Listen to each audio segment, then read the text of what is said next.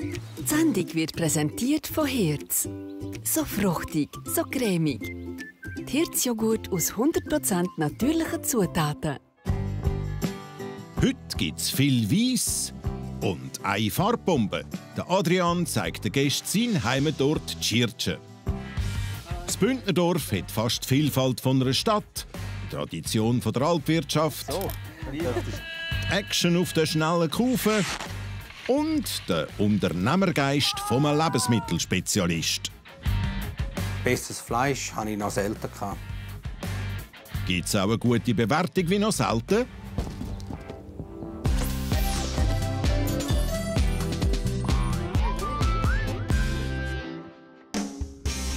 Tag 2 zu Graubünden.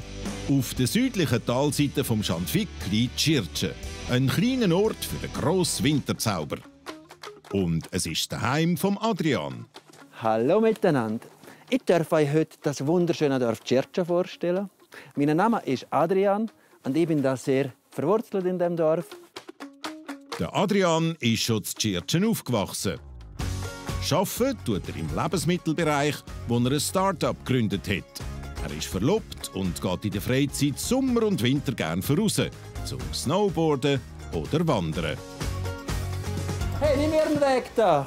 Ja, ich kann noch übrig. Weit hinten. Gut. Hey, schönen Tag, danke, gell? Okay. Bis nachher. Gut, Tschüss. Ja, Tschirtsche hat etwa 300 Einwohner, könnt ihr euch vorstellen, da kennt man sich. Und als ich hier raufgekommen bin mit Alpenhirt, sind die Leute zuerst ein bisschen skeptisch gewesen, aber mittlerweile sind wir doch recht gut angekommen und die Leute finden das lässig, was wir machen, die Leute, die wir raufbringen, und man grüßt sich, man kennt sich, man unterstützt sich und das ist lässig. Ich selber bin da in Tschirtsche aufgewachsen. Ich habe da gelernt Eishockey spielen, ich habe da gelernt Skifahren, Snowboard fahren. Bin dann über 10 Jahre von da weg, bin im Unterland am Arbeiten, eine Ausbildung gemacht, bin im Ausland am Arbeiten und bin vor 4 Jahren wieder da zurückgekommen und habe gemerkt, dass ich da mein Herz eigentlich neu entdeckt habe. Tschirtsche liegt 7 Kilometer Luftlinie von Chur weg und erstreckt sich vom Fluss Blessur bis zu den Gipfel der Weisshornkette. Alles Fakten, die Adrian mit Leben füllt. Tschirtsche ist für mich Heimat, das ist Freizeit, das ist Tradition, wo wir da sehr viel pflegen. Es ist ein Ruhepol, wo man zurückkommen kann und von dem hektischen Alltag die entfliehen kann. Heute soll man nicht weg, es soll etwas bleiben. So, liebe Gäste, heute werden wir dann Tschirtsche Sachen erleben, die ihr in 30 Jahren euren Enkeln noch davon erzählt. Ein Bündner mit einem grossen Herz und noch grösseren Versprechen. Adrian seine 4 Gäste sollen sich auf etwas gefasst machen. Wir sind hier in Tschirtsche. Was machen wir denn hier? Vielleicht gehen wir ja schlitteln. Ist ja so schönes Wetter. Stimmt. Das Wetter ist hervorragend wieder. Ich bin noch nie da. Ich bin gespannt, was er für Produkte hat. Hoi, Hoi. Hoi. Haben Sie geschafft? Ja. Hoi Maria. Ja, hallo. Ja, nach dem lässigen Tag gestern bei dir. danke. Schon wieder da. Hoi, Urs. Marc, hoi. Du sollst der weiteste Weg von allen. 10 Minuten wieder. In unserem ersten Posten geht es um Tradition. Ihr seht schon die alten Walserhäuser. Wir leben die Tradition sehr gut. Und zwar lernen wir, wie Lebensmittel vor gut 100 Jahren noch geschmeckt hat. Und zwar ein ganz spezielles Lebensmittel, das wir jeden Tag kennen. Wir laufen gerade einmal miteinander da den Hang drauf. Ist das gut? Der Adrian hat schon in Kanada und in Jamaika gearbeitet. Heute geht er zurück zu seinen Wurzeln.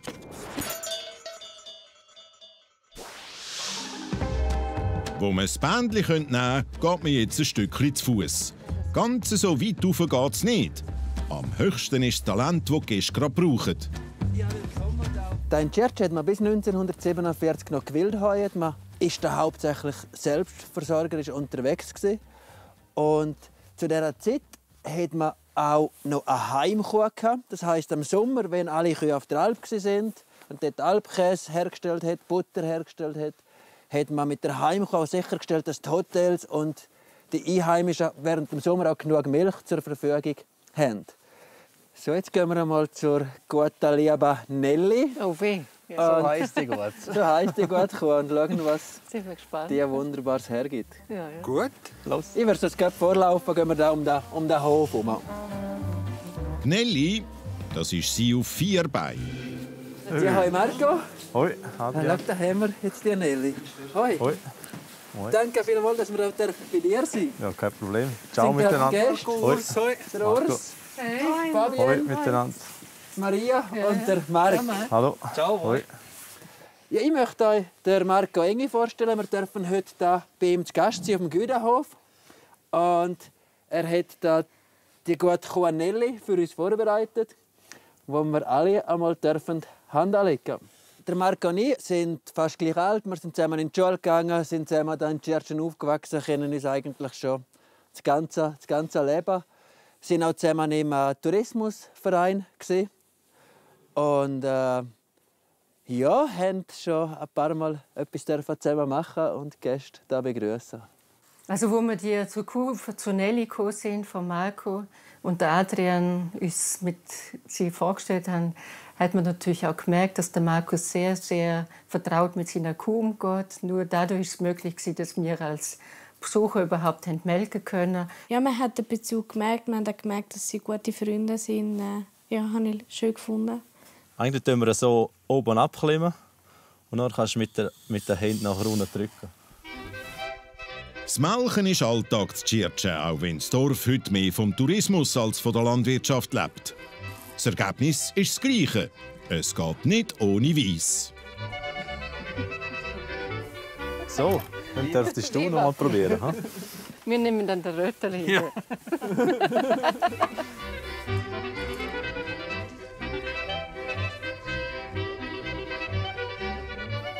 Lässige Sache. Ist gar gegangen? Ja, hat mich auch wieder erinnert an meine Jugend, wo ich noch gemolken habe auf dem Bauernhof. Und wie schmeckt's? Sehr fein, wirklich. Ja. Das ist frisch aus der Kuh. Merkst du, dass es warm ist. Wirklich gut.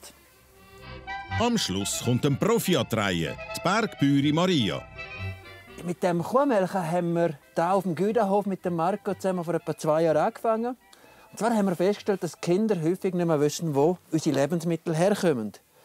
Und so haben wir bei der Milch, kommt aus dem Tetrapack, kommt aus einem Supermarkt. Nein, es kommt von Kuh. Und da muss man richtig Arbeit zuerst reinstecken, dass es so Kuh gibt. Mir hat gefallen, endlich einmal selber melken. Und Das so gut können. Ich war ganz überrascht, wie gut das geht. Die Rohmilch hat mir geschmeckt. Sie war warm, sie war ein bisschen fettig. Und ganz, ganz leicht haben meine Hände halt auch noch von Stall geschmeckt. Aber das hat mich überhaupt nicht gestört. Das war für mich so urtümlich. Und ich könnte eigentlich jeden Tag melken. Was meint, wenn wir Nelly lösen von meiner Spezialmassage? Du hast das tiptop gemacht als Mutterkuhhalterin. Ja, also. Nelly. Ja. Zum Thema Tradition habe ich das sehr passend gefunden. Für mich war das sehr naheliegend, weil die Bauern sind hier angesiedelt. Und von dem her hat er das sehr gut übergebracht. Für mich hat passt, dass der Adrian in seiner Tradition geblieben ist, in seinem Handwerk, dass der Marco von Hand melken. Also ich bin dieser Meinung auch, dass das halt daher gehört, dass Bauern da schon Tradition sind. Man sieht auch im Dörfli, es ist eher klein und man sieht, es ist meistens ein Bauernbetrieb. Und ich finde es sehr passend, dass er das dort reingenommen hat. Ja. Ja, ihr habt das alle super gemacht. Man merkt, ihr habt nicht zum ersten Mal eine Kuh gemolken. Danke vielmals auch dir, Marco, für deine super Instruktionen. Und deiner Mitarbeiterin, der Nelly. Ja, genau. Das also super gemacht. Und ich würde sagen, bevor wir zur nächsten Station Freizeit gehen und rasant den Berg runterrutschend, stoßen wir doch noch mit dem herrlichen Tröpfchen Tschirtscher Kultur an. Klar. Auf die Liebe. Gönnen Sie heute 3000 Franken bei unserem Wettbewerb. Einfach anrufen auf 0901 90 60 30 für 90 Rappen oder gratis mit dem Handy im Internet. 3000 Franken für eine Reise durch die Schweiz oder für was immer sie sich wünschen. Ob sie gewonnen haben, erfahren sie in der nächsten Sendung. Super! Die Milch von Tschirtschen macht nicht nur stark, sondern vor allem schnell. Auf dem Schlitten geht es ab zu der nächsten Station.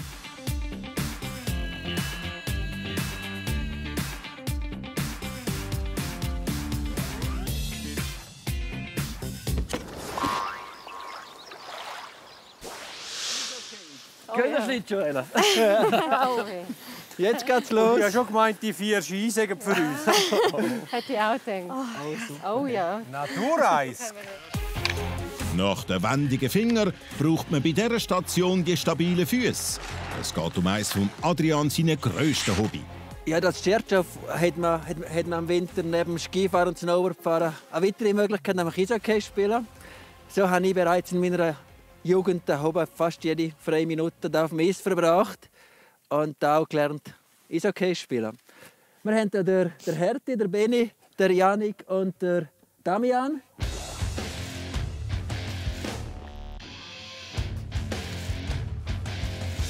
Alle auch hier in Tschirtschen aufgewachsen. Voilà. Gut, als der Adrian uns da hingeführt hat zum Eisfeld, habe ich natürlich gedacht, und wo ich dann die 4 Jungs gesehen habe, die schon so gestanden sind auf die Schläger, die auch weh. Ja, jetzt kommt der Moment, wo man sich total lächerlich macht, gell? Dann sind die 4 Jungs da gestanden von Tschirtschen. Schon ausgerüstet mit Eishockeystock und Schlittschuhen. Ja, und dann habe ich die 2 Goal gesehen und dann ist mir klar geworden, jetzt gibt es ein Match. Ich möchte euch kurz die Regeln erklären, die wir hier oben haben. Und zwar ist ganz wichtig, der mehr Goalschüsse gewinnt. Also Faula ist, wir dürfen hier oben noch tief schiessen, weil wir sind nicht entsprechend geschützt, wir haben keinen Helm an. Also sobald hochgeschossen ist, gibt es 2 Minuten Strafe, da kenne ich kein Pardon. Habt ihr gehört? Das geht. Yeah. Also. Aufstellen. Wer ist wo?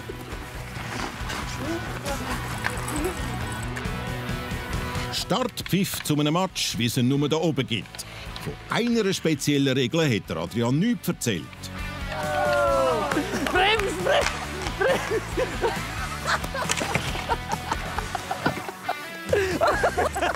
Ja, es war eigentlich recht unfair. Erstens mal konnte ich nicht bremsen können mit den Schlittschuhen. Das hat mal schon angefangen. Und dann, als ich über die Bande gestanden bin, ist er dann von hinten gekommen und hat mich dann einfach drüber geworfen. Aber zum Glück nur in die Tiefschnee. Das macht auch nur einer, der nicht weiss, dass der Marc Polizist ist. Ein anderer ist dafür schon fast ein Hockeyprofi.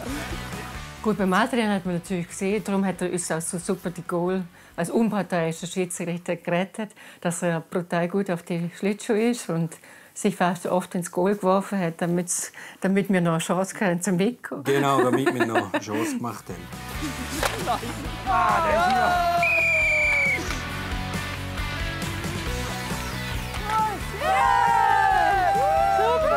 Wollen auch Sie mal Ihren Herzensort vorstellen? Dann melden Sie sich auf srf.ch/minischweiz. Letzter Rettungsversuch vom Gastgeber. Aber die Sieger sind die es Gönnen gewöhnt sind. Loser! Wir sind Loser! Ja! Schön war, er hat natürlich seine Kollegen eingeladen und die Kollegen haben extra frei genommen für heute Nachmittag. Also Hut ab, das sind wirklich Freunde untereinander. Da hebt das Dorf noch zusammen in Tschirtschen. Der Adrian hat auch erzählt, dass er auf dem Eis auch seit Kind drauf ist mit seinen Kollegen und am Fahren ist und am Lernen ist. Und er hat dort Eishockey gelernt. Und ja, das finde ich persönlich ist das recht gut ausgegangen im Thema Freizeit. Also, wenn wir vorher, wo wir aufgehört haben, gesehen, was für ein Panorama man da beim Eisfeld im Hintergrund hat, kann man sich das fast nicht vorstellen.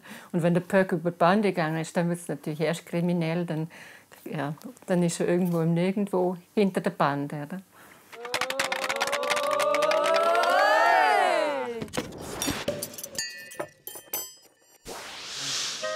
Die Station Kulinarik ist die Station Adrian.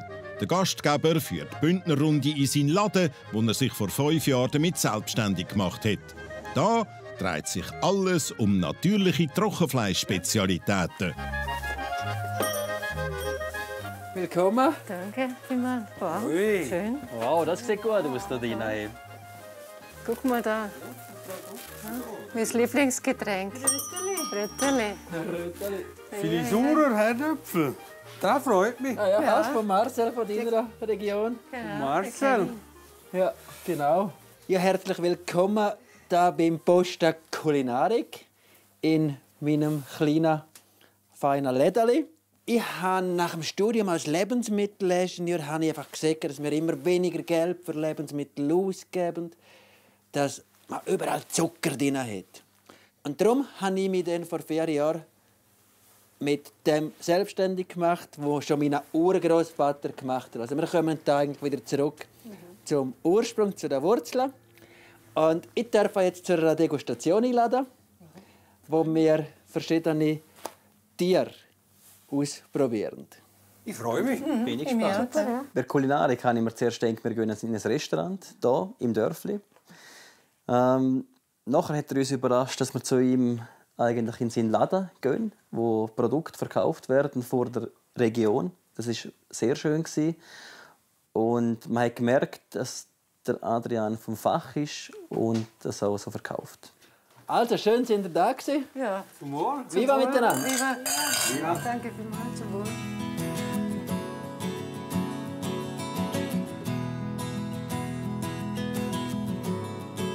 Das ist ein Wein, den wir ausgesucht haben, der besonders gut auch zum Fleisch passt. Dass wir nachher vielleicht ein bisschen miteinander auch degustieren. Es sind alles ganz reine Aromen. Auch der Wein ist zum Beispiel unfiltriert, ist ertragsreduziert, das ist sehr gehaltvoll. Bei unserem Fleisch ist es dasselbe. Wir nehmen eigentlich ein gesundes altes Tier, das natürlich ernährt worden ist, und das möglichst wenig verändern. Also möglichst wenig Salz, möglichst wenig Gewürz und eben kein Zucker oder andere Sachen. Das ist nur mit Rotwein, Natursalz und Biogewürz als einzige 3 Zutaten. Und so schmeckt jedes Tier halt ein bisschen anders. Gut, dann würden wir uns kurz ins Fass verteilen, dann würde ich euch da gerade aufschneiden. Wir tun immer das ganze Tier verarbeiten. Also für uns ist es eine Selbstverständlichkeit, dass wenn wir ein Tier schlachten, dass man das auch gesamtheitlich verwertet. Dann auch das Fett verwerten, zum Teil die Haare verwerten, einfach alles, was das Tier hat. Als erstes probieren wir von einem Braunvieh, das 10 Jahre alt geworden ist, das 9 Nachkommen hatte und 10 Sommer auf der Alp war. Das war in Obersachsen und hat bis in den Schlachthof auf Trun noch ganz kurze Transportwege und durch das auch keinen Stress. Nach Spiel und Sport hat man noch ein bisschen Energie vorig für kritische Fragen. Ja, frisch und schmeckt aber ein bisschen salzig. Oder du hast vorhin gesagt Natursalz. Ist da was Spezielles? Genau, wir tun tatsächlich fast ein Viertel weniger Salz einsetzen als die Industrie. Bei uns ist es aber Schweizer Alpensalz. Das ist reines Natriumchlorid oder Kochsalz, wie wir auch sagen. Und nicht Böckelstoff mit Natriumnitrat. Okay. Und das Nitrat Zum ist länger haltbar machen. automatisch ein bisschen ründer. Ah, okay, vom Geschmack her. Ja. Also ich arbeite mit rund 60 Bauern zusammen, 60 Mutterkuhhalter, haben übrigens auch Angus-Betrieb. Alle haben nur hofeigenes Futter, Grasfutterbasierte Ernährung und dann in Trun Metzger. In Trun. In diesem Sind alle ist Röchner. im Bündner Oberland. Und alle Bauern sind im Bündner Oberland. Okay, wo du hast. Genau. Genau. Für mich ist bei der Kulinarik, würde ich dort einen kleinen Kritikpunkt geben, eben weil mich das ein bisschen überrascht hat, dass er von so vielen Bauern bezieht. Das verstehe ich nicht ganz. Genau, dort wäre für mich eher so. Hat es ein Fragezeichen gegeben, warum? Genau. Die Höfe überprüfst du oder gehst du vor Ort schauen, wie das gehalten wird? Oder wer macht das? Ja, also ich kenne die meisten Bauern. Bin auf vielen Höfen bin ich schon gesehen, mit allen Bauern habe ich sicher schon telefoniert. Und durch das, dass wir Berg- und Alp zertifiziert sind, haben wir von jedem Bauer kriegen wir den Nachweis. Also die haben uns unterschrieben, dass sie ein hofeigenes Futter haben, dass sie in der Bergzone sind. Gut. Ja. Die Kontrolle ist auf alle Fälle da, ja. Auch wenn man als Bündner kritisch ist und Sachen hinterfragt, beim Essen ist dann wieder alles gut. Ja, das Bündnerfleisch schmeckt sehr gut. Man merkt wirklich, es ist auch ohne Zucker, es ist frisch und es vergeht einem fast auf der Zunge. Sehr fein, ja. Obwohl ich es mit dem Messer schneiden. Ja. Cool. Freut mich sehr, danke. Ja, das hat Adrian wirklich einen super Abgang gemacht am Schluss. Das hat mir gefallen. Ja. Ja, am Adrian sein Bündnerfleisch war überhaupt nicht trocken. Und besseres Fleisch hatte ich noch selten. Dann würde ich sagen, nach dieser kurzen Degustation wir eigentlich das eröffnen. Wir haben hier ein bisschen etwas vorbereitet, haben noch ein bisschen Käse, haben noch ein paar Nüsse, haben noch ein paar andere Sachen. Dann würde ich sagen, wir den Abend da miteinander ausklingen lassen. Es hat sehr gut gepasst mit dem Gläschen Wein und er hat uns dann noch Wasser angeboten. Nicht nur das Fleisch, auch Käse und Nüsse und Trockenfrüchte. Das habe ich eigentlich sehr passend gefunden. Ja. Das war gut. Wenn wir nochmal anstoßen. So. Auf den tollen Laden. Danke. Danke. Viva zusammen. Ja.